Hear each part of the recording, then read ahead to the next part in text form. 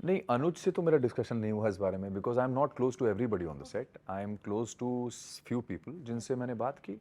और पाखी और तोशु और बा और इन सब के साथ, बापूजी वगैरह के साथ जो मिल के बैठ के हम लोग गप्पे मारते थे, वो that is the only thing that I miss. जो लाइव वीडियो आकर डाला है उससे कुछ अलग ही माहौल बन गया है। क्या कहना चाहेंगे सर, आखिर में आपने वो डिसीजन लिया क्यों? क्योंकि बहुत सारी खबरें अलग अलग चल रही है सोशल मीडिया पे। देखिए, खबरें तो चलेंगी, क्योंकि जब भी कोई ऐसा डिसीजन लिया जाता है, और मैं ये नहीं कहूँगा कि मैं कोई बहुत बड़ा आदमी हूँ, बट क्योंकि शो इतना बड़ा था और मेरा कैरेक्टर इतना बड़ा था जो मैं प्ले कर रहा था 4 साल से, वनराज एक आइकॉनिक कैरेक्टर बन चुका था और उससे लोगों का एक अटैचमेंट था, emotional attachment, love hate relationship थी। तो जब इतनी बड़ी चीज़ में कोई ऐसी न्यूज़ ब्रेक होती है या कोई ऐसा इवेंट होता है, तो उस पे ये बहुत नेचुरल सी चीज़ है कि लोग अपनी अटकलें लगाएं कि यार ऐसा हुआ होगा या वैसा हुआ होगा, या कुछ लड़ाई हो गई या कुछ फसाद हो गया। तो ये सब कहानियाँ हैं, कहानियों पे विश्वास करने का कोई मतलब नहीं है। इसीलिए मैंने अपने लाइव में सिर्फ इतना बोला था कि अब मैं अनुपमा शो का हिस्सा नहीं हूँ, और मैंने 4 साल जो किरदार निभाया है उसके लिए लोगों ने मुझे भर भर भर के बहुत बेपनाह मोहब्बत दी है। तो आगे भी मैंने यही बोला कि अब आगे जो मैं किरदार निभाता रहूँगा उसको भी इसी तरह से प्यार देते रहिएगा। तो मुझे लगता नहीं कि उसमें कोई भी हमको रीज़न ढूंढने की या उस चीज़ को कुरेदने की ज़रूरत है, क्योंकि जो डिसीजन मैंने ले लिया, मैं आगे बढ़ गया, तो मैं आगे बढ़ गया। अब पीछे मुड़ के देखने से, मैं हर बार यही बोलता हूँ कि जब आप आगे बढ़ चुके हैं तो पीछे मुड़ के देखने में आपको ठोकर लगने का खतरा रहता है। तो इससे अच्छा है कि आप जब मूव ऑन करें तो आगे बढ़ें और आगे की बातें करें। जी। बट सर, ये मैं इसमें और भी अगर डीपली जाना चाहूँ, ये आपने पहले से डिसाइड किया था, ये ऑन द स्पॉट आपने ये डिसीजन ले लिया? बिकॉज खबरें ऐसी भी है कि सेट पर आपसे कोई मिलने आया था उसके बाद आपने ये डिसीजन लिया। कोई मिलने आया था और मैं जी। निकल गया। जी, उसके बाद कुछ ऐसा हुआ कि आपने, क्योंकि ऐसी खबरें चल रही, तो इस पर आप ही मतलब बता सकते हैं नहीं, एग्जैक्टली देखिए, क्या हुआ है? मुझे ऐसा लगता है कि हम जब गड़े मुर्दे उखाड़ते हैं जी। तो उससे हमेशा कुछ ना कुछ नकारात्मकता फैलती है। और मेरा जो डिसीजन था, मैं यही कहूँगा कि वो मेरा डिसीजन था। उसके पीछे क्या वजह रही, वो चाहे 1 दिन की थी या 1 महीने की थी या 3 महीने की थी, उसको बयान करने से कोई फ़र्क नहीं पड़ने वाला है, क्योंकि जो चीज़ हो चुकी है वो हो चुकी है। और मेरा मानना यह है कि जब जो चीज़ होनी होती है वो उस वक्त हो जाती है। मैं भगवान के ऊपर पूरी तरह से विश्वास करता हूँ, समर्पित हूँ महाकाल को। तो मुझे ऐसा लगता है कि महाकाल मुझे संकेत देते हैं, और जैसे जैसे वो संकेत देते हैं वैसे वैसे मैं जीवन में आगे बढ़ता हूँ। तो मुझे भी वही संकेत जब मिलने शुरू हुए, तो एक तरह से मानसिक रूप से आदमी तैयारी करने भी लगता है कि हाँ, हमको अब शायद इसका समय अब ख़त्म हो रहा है। और देखिए, शो बहुत बड़ा है, नंबर 1 शो रहा है 4 साल से, आगे भी आई एम श्योर चलता रहेगा। राजन शाही एक अच्छे बड़े प्रोड्यूसर हैं, हालांकि मेरे बहुत पुराने मित्र हैं वो, बहुत बड़े प्रोड्यूसर हैं, और वो इतने सालों से 14 साल से एक शो चला रहे हैं। आई एम श्योर कि वो अनुपमा को जैसे उन्होंने नंबर 1 बना के रखा हुआ है, आगे भी वो रखेंगे। तो हाँ, एक कैरेक्टर वनराज शाह से जो इमोशनल अटैचमेंट रहा है ऑडियंस का, वो थोड़ा सा झटका तो लगा ही है उन लोगों को, क्योंकि एक इमोशनल अटैचमेंट हो जाता है लोगों को।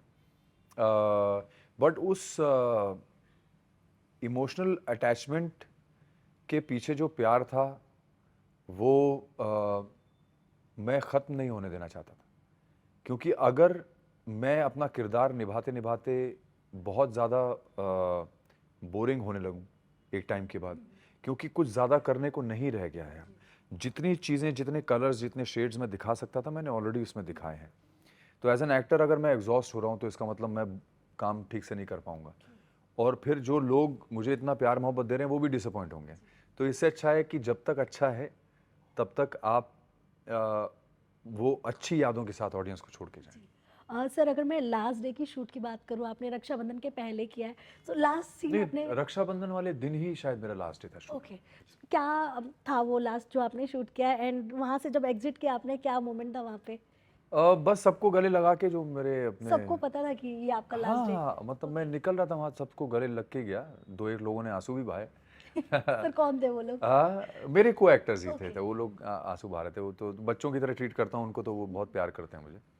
और लास्ट सीन मैंने क्या शूट किया था, मेरे ख्याल से ठेले वाला कुछ, अनुपमा जी ने ठेला लगाया था, उसके लिए मैं कुछ मजाक वजाक करता हूँ, वो था। और आई थिंक वही सीन मेरा लास्ट था जहाँ तक मुझे ध्यान है। अब क्योंकि हम लोग नॉन लीनियर शूट करते, तो मुझे पता नहीं कि कौन सा सीन आखिरी में आया है टेलीविजन पे, तो but shooting wise that was the last. But sir अगर 4 साल आपने उस कैरेक्टर में जिया है, उस सेट पर आप गए हो हर रोज, वो छोड़ना आपके लिए कितना डिफिकल्ट था? बिल्कुल भी नहीं, क्योंकि मैं ये मानता हूँ कि अगर मैं अपने इमोशन को अटैच कर दूंगा उसके साथ, तो शायद आज भी मैं आपके साथ बात नहीं कर पाता, मैं बड़ा दुखी रहता कि अरे यार मुझे याद आ रही, मुझे याद आ रही। मेरा ये मानना है कि जब आप कोई भी डिसीजन लेते हैं, तो आपको अपने आप को पूरी तरह से फोकस्ड रख के 100% श्योर होके तब वो डिसीजन लेना चाहिए। क्योंकि रिग्रेट आपके मन में तब आता है जब आपको लगता है कि यार मैंने क्या सही किया या गलत किया या नहीं किया। फिर आपके इमोशनल अटैचमेंट आ जाएंगे उस जगह से, उस कमरे से, उन किरदारों से। तो वो मेरे साथ नहीं हुआ। ऑब्वियसली आई मिस देम, पर मुझे ऐसा लगा कि मैंने डिसीजन लिया है, तो इसमें भगवान की कोई इच्छा ज़रूर होगी। तो कुछ अच्छा ही है जो मैं कर रहा हूँ, और जो आगे होगा वो भी अच्छे के लिए होगा। तो इसलिए मैंने कभी ऐसा अपने आप को महसूस नहीं होने दिया। सर सेट की कौन सी ऐसी चीजें जो आप मिस कर रहे होगे कहीं ना कहीं, मतलब कुछ कर रहे ये होगे आप? सब मेरे को एक्टर्स जो हैं, जो डिम्पी और पाखी और तोशु और बा और इन सब के साथ, बापूजी वगैरह के साथ जो मिल के बैठ के हम लोग गप्पे मारते थे, वो that is the only thing that I miss. और ज़्यादातर क्या होता था कि मेरे ही रूम में आके बैठते थे सब लोग, तो हम लोग बैठते थे, खाते पीते थे, मज़े करते थे, बातें करते थे, हंसते थे बहुत। ऑल्सो सर आपका और रूपाली जी का ऐसा खबरें चल रही है कि आप लोगों के बीच में अनबन थी, तो इसमें सर कितनी सच्चाई है? अब देखिए, जो रूमर होता है ना, उसको रूमर ही रहने देना चाहिए। रूमर का मतलब ही रूमर है, सच्चाई सच्चाई होती है। तो ये सच्चाई से बहुत परे है, क्योंकि अगर अभी तो आप कितनी जगह पे आपने देखा होगा कि हम लोग, मैं उसके बर्थडे में भी था, हम लोग साथ में गा रहे थे, नाचा भी था, और सेट पे भी जो लोग आते हैं वो देखते हैं कि हंसी मजाक चलता रहता है। तो पता नहीं ये रूमर कहाँ से आ जाते हैं कि अनबन चल रही थी। और अगर अनबन चल भी रही थी तो मैं क्यों छोड़ूंगा शो? उससे अनबन होगी तो मैं क्यों छोड़ूंगा शो? एंड ऑलरेडी पैसे मैटर करते हैं सर। तो वही वही एग्जैक्टली एग्जैक्टली। बट सर कैसा बॉन्ड शेयर करते हैं आप रूपाली जी के साथ? बहुत फैंटास्टिक, बहुत फैंटास्टिक। हम लोग इनफैक्ट बहुत ज़्यादा हंसी मजाक, मेरी आदत है बहुत छेड़खानी करने की, तो हम लोग का हमेशा हंसी मजाक चलता ही रहता था। सर वो हमने लाइव भी देखा है। देखा है ना आपने? हाँ, तो बस वही वैसी इक्वेशन ही है हमारी कि हम लोग का हंसी मजाक बहुत चलता था। जी। तो बहुत it's very nice happy equation. तो सर जब आपने ये शो छोड़ने का जो डिसीजन था आपका, जब आपने आपके को एक्टर्स को बताया, वो लोगों का क्या रिएक्शन था? स्पेशली अगर मैं बात करूँ अनुपमा की, अनुज की, वो लोगों ने क्या कहा? नहीं, अनुज से तो मेरा डिस्कशन नहीं हुआ इस बारे में, because I am not close to everybody on the set. I am close to few people जिनसे मैंने बात की, और वो मैंने आपको बताया भी था कि कैसे वो लोग थोड़ा सा सब इमोशनल हो गए थे, और उनको लगा था कि शायद वो डिसीजन में maybe I am not very serious about it, but they realise that I am very serious. And तो बस इमोशनल हुए, सबको गले लगाया, ऐसा किसी से डिस्कशन नहीं, बिकॉज ये मेरा पर्सनल डिसीजन है कि मैं किसी को क्यों इन्वॉल्व करूं और क्यों परेशान करूं किसी और को। तो मेरा पर्सनल डिसीजन था, और वो मैंने एक बार तय कर लिया तो तय कर लिया। सर जब आपने ये मन ही मन में डिसाइड किया था, जैसे कि आपने कहा कि आपको अंदर से ही रियलाइज़ होने लगा था कि हाँ, मुझे मतलब थोड़ा-सा ट्रैक चेंज करना चाहिए। घर पे तो आपने ज़रूर बताया होगा, घर से क्या रिस्पॉन्स मिला था आपको? नहीं, घर पे भी मैंने एक्चुअली पहले नहीं बताया था, बिकॉज वो क्या होता है कि फिर वो मैं चाहता नहीं हूँ कि बहुत ज़्यादा डिस्कशंस किसी चीज़ पे हों। तो unless I want an opinion, या मुझे आपकी एडवाइस चाहिए, तब तक इससे अच्छा है कि मैं अपने खुद में एक मंथन करके उस चीज़ की, बिकॉज अल्टीमेटली काम तो मुझे ही करना है। मैं ही एक्टर हूँ, मैं ही जानता हूँ कि मुझे अपने कौन से किरदार में कितने समय तक रहना चाहिए, कितने समय तक नहीं रहना चाहिए, और कैसे मुझे अपना करियर प्लान करना है। हाँ, अगर मैं 20-22 साल का होता तो maybe I would have needed guidance from people, तो मैं लोगों से बात करता, बट अभी वो स्टेज नहीं है। तो मुझे मालूम है एग्जैक्टली मैं क्या कर रहा हूँ और क्यों कर रहा हूँ। तो I am totally at peace. जी। सर ऐसी भी बातें कई कई बातें चल रही जैसे मैंने आपको शुरू से मैं आपको बता रही हूँ तो उसी के रिगार्डिंग मैं और भी एक चीज़ जानना चाहूँगी। ऐसा कहा जा रहा है कि आपने और राजन सर ने एक दूसरे को अनफॉलो कर दिया ये भी सोशल गलत मीडिया पे। न्यूज़ है। मुझे समझ ही में नहीं आता है कि लोग इंस्टाग्राम क्यों नहीं चेक कर लेते हैं। मेरे इंस्टाग्राम पे जाके चेक कर लें, मेरी फ्रेंड लिस्ट में राजन शाही तो दिखाई देंगे, क्योंकि मैंने तो अनफॉलो नहीं किया है। अनलेस उन्होंने अपनी तरफ से कुछ करवाया हो तो मुझे पता नहीं है। मुझे मेरी तो बात नहीं हुई, बट राजन मेरा दोस्त है इतना पुराना। 25 साल पुरानी हमारी दोस्ती, हम लोग भाई जैसे हैं और भाई बोलते हैं एक दूसरे को। तो जब वो डायरेक्टर राजन अ, बन रहे थे तो मैं उस वक्त ऑलरेडी एक एक्टर था और हम लोग ने साथ में काम किया उस वक्त। एक बार नहीं कई बार किया है। तो मेरी बहुत पुरानी मित्रता है राजन से और मुझे लगता नहीं कि वो ऐसी कोई चाइल्डिश हरकत करेगा कि वो अनफॉलो करे। लेकिन अगर ऐसा हुआ है तो मुझे पता नहीं, क्योंकि मैंने तो अनफॉलो नहीं किया है। सर मुझे ये भी जानना है जैसे हम किसी कंपनी में काम करते हैं या कहीं भी करते हैं एक एग्रीमेंट होता है जैसे आप लोग भी करते हो एग्रीमेंट बनता है। इसका प्रोसीजर क्या होता है कोई चीज़ छोड़ने का? आपने क्या प्रोसीजर फॉलो किया जिसके बाद आपने क्विट किया शो? मतलब कुछ महीने अ, देने पड़ते हैं पहले से कितने महीने पहले बताना हाँ, पड़ता है? मतलब मेरी बात हो चुकी थी राजन से, तो हम थोड़ा समय लेते हैं और एक एक पीरियड होता है जब आपको जो भी लगता है आपको काम खत्म हो जाना चाहिए, उतना काम खत्म करके हम लोग। ओके। सो मतलब ये ऐसा कुछ डिसाइडेड नहीं होता है कि आपको 60 डेज या 90 डेज ऐसे कुछ देना नहीं, वो है? डिपेंड करता है कि आपकी प्रोड्यूसर से क्या इक्वेशन है। ओह! हाँ, तो मेरी इक्वेशन तो बहुत अच्छी रही राजन से, तो ऐसा कुछ है नहीं। कभी भी इमरजेंसी में कभी भी मुझे कुछ करना हो या ऐसा, तो मैं हमेशा राजन को बोल ही देता था। बट सर जब आपने ये चीज़ बताई तो राजन सर ने क्या आपको रिएक्ट किया? नहीं, वो ही agreed with me. He said कि इफ यू थिंक, तुझे लग रहा है कि यू नो ऐसा, if you are getting exhausted with the character, then I leave that to you, because obviously nobody can force anybody to stay anywhere, because अगर मुझे लग रहा है कि यार ये कैरेक्टर एग्जॉस्ट हो चुका है, मेरे लिए कुछ बचा नहीं उसमें, तो राजन ये थोड़ी बोलेगा नहीं तुझे प्ले करना ही पड़ेगा, यू नो। तो वो भी समझदार इंसान है, सीनियर प्रोड्यूसर हैं अब तो, और वो समझते हैं कि एक एक्टर कब एग्जॉस्ट हो जाता है या कब उसका इंटरेस्ट जो है वो ख़त्म होने लगता है। तो it is better to end the things in nice way, you know, कि आप जब अच्छा चल रहा है उस वक्त आप पार्ट हो जाएं, बजाय इसके कि जब वो बिल्कुल डाउन चला जाए उसके बाद आप सोचो कि नहीं यार अब छोड़ना चाहिए। जी। ऑल्सो सर वनराज के कैरेक्टर के लिए पंकज जी का नाम सामने आ रहा है। किनका? पंकज पंकज ठक्कर जी का नाम आ रहा है।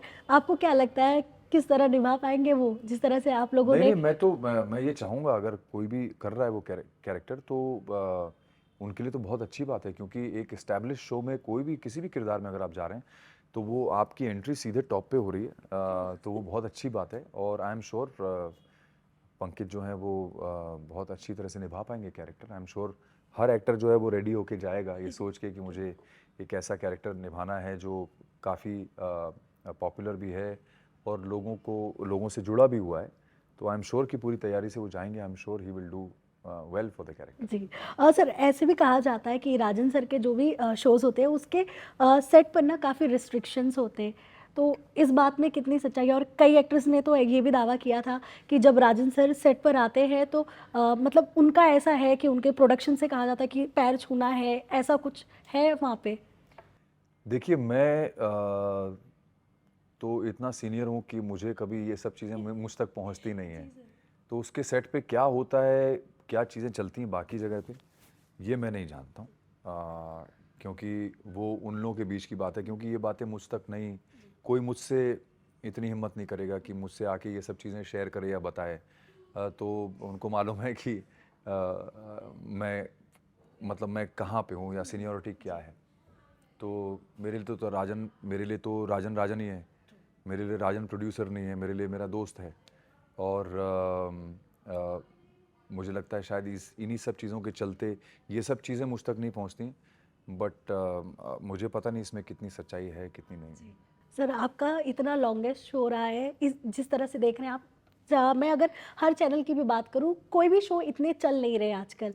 आपको भी पता है, इस इंडस्ट्री में आप हैं तो मतलब कोई 3 महीने, 4 महीने, 6 महीने ऐसे ही चल रहे शो। क्या लगता है सर आपको, इसके पीछे वजह क्या होगी? मतलब लोगों को इतना पसंद नहीं आ रहा है, या फिर लोगों का जो पॉइंट ऑफ व्यू है सोचने का, वो एकदम नज़रिया एकदम बदल गया है? नहीं, मुझे लगता है कि अच्छा कंटेंट हमेशा चलता है। जी। अगर कोई कंटेंट अच्छा है तो वो चलेगा।